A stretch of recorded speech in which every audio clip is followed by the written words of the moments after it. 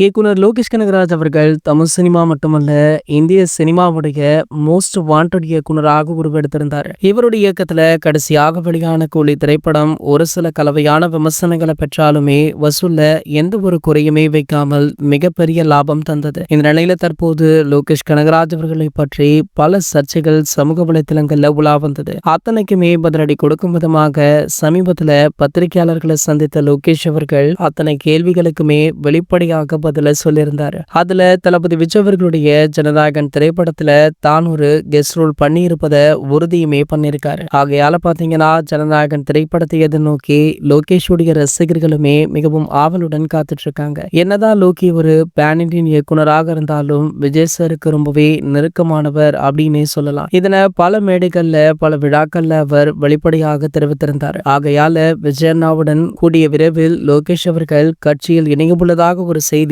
சமூக வலைதளங்கள்ல வைரலுமே ஆகிட்டு இருக்கு. ஒரு இயக்குனராக மட்டுமல்லாமல் தாவேகாவுடைய தொண்டனாகவுமே லோகேஷ் அவர்கள் பயணிக்க இருப்பது பலராலுமே பாராட்டப்பட்டும் லோகேஷ் அவர்களுக்கு வாழ்த்துக்களுமே குவிஞ்சிட்டு இருக்கு. இந்த செய்தியை கூடிய விரைவிலேயே தமிழக வெற்றி கழகம் அதிகாரப்பூர்வமாகவுமே அறிவிக்க இருக்காங்களா. இது போன்ற செய்திகளை பத்தி நீங்க உடனே தெரிஞ்சுக்க நம்மளுடைய சேனலை மறக்காம சப்ஸ்கிரைப் பண்ணிக்கோங்க.